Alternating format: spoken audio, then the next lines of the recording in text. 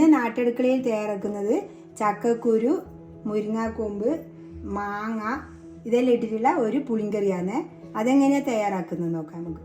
ഇത് നമുക്കൊരു കുക്കറിലിട്ട് വേവിച്ചെടുക്കാം. ഇതിലേക്ക് ആവശ്യത്തിന് ഉപ്പ് ചേർത്ത് വെക്കാം. ഇനി ഇതിൽ ചേർക്കുന്നത് മഞ്ഞൾപ്പൊടിയാണ്. ആവശ്യത്തിന് മഞ്ഞൾപ്പൊടി ചേർത്ത് വെക്കാം. ഇനി ഇതിൽ ചേർക്കുന്നത് മാങ്ങയാണ്.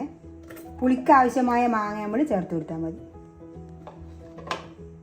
ഇനി ഇതിൽ വെള്ളവും ചേർത്ത് നമുക്ക് ഒരു വിസിലിന് എടുത്താൽ മതി. ഈ ചക്കക്കുരു വേഗം വീഴുന്നതാണ്. ഒരു വിസിലിന് എടുക്കാം.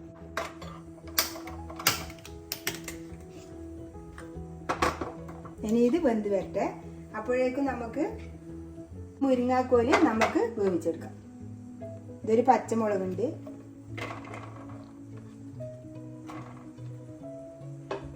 ഈ പച്ചമുളക് ഇതിൽ കീറിയിട്ട് വെക്കാം.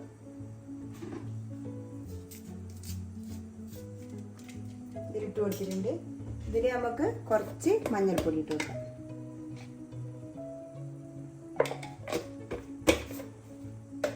ഇനി ഇത് ആവശ്യത്തിന് വെള്ളം ഒഴിച്ച് നമുക്കൊന്ന് വേവിച്ചെടുക്കാം.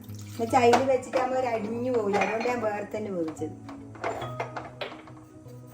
ഇതിൽ ആവശ്യത്തിന് നമുക്ക് ഉപ്പ് ചേർത്ത് കൊടുക്കാം. ഇതിന് സ്റ്റൗ കത്തിച്ച് നമുക്ക് വേവിച്ചെടുക്കാം. ഇത് വെന്ത് വരുമ്പോഴേക്ക് നമ്മൾ തേങ്ങ എടുത്തിട്ടുണ്ട്. ഒരു അരമുറി തേങ്ങ എടുത്തിട്ടുണ്ട്. അതിൽ ഒരു 1/4 ടീസ്പൂൺ ജീരകം ഇട്ടിന്. കുറച്ച് കളറിന് വേണ്ടി ഞാനൊരു മുളക് പൊടി ഇട്ടിന്. ഇതിന് അരച്ചെടുക്കാം. നമ്മുടെ മുരിങ്ങാക്കോലെല്ലാം വെന്തിട്ടുണ്ട്. അതേപോലെ നമ്മൾ ചക്കക്കുരു വെന്തിട്ടുണ്ട്. നമുക്കിത് ഇതിലേക്ക് മാറ്റി കൊടുക്കാം.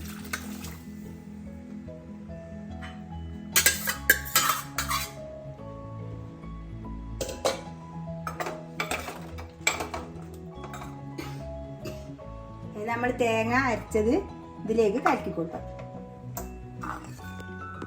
ഇത് ഞാൻ അമ്മിയിൽ അരച്ചതാണ്. നല്ലോണം അരിഞ്ഞിട്ടുണ്ട്. നമ്മൾ പുളിങ്കറിയെല്ലാം വെക്കുമ്പോൾ നല്ലോണം അരയണം. എന്നാണ് നല്ല ടേസ്റ്റ് ഉണ്ടാവും.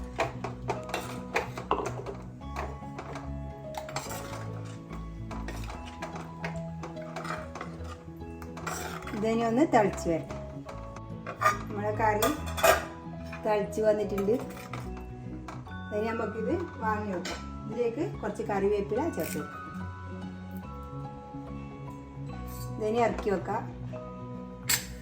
ഇതിന് കടുക് വറുത്തിടാം. ഇതൊന്ന് ചൂടായി വരട്ടെ. ഇതിലേക്ക് കുറച്ച് വെളിച്ചെണ്ണ ഒഴിച്ചു കൊടുക്കാം. ഇതിലേക്ക് കുറച്ച് കടുക് ഇട്ട് കൊടുക്കാം. ഇതിലേക്ക് ഒരു വറ്റൽ മുളക് മുറിച്ചിട്ട് കൊടുക്കാം.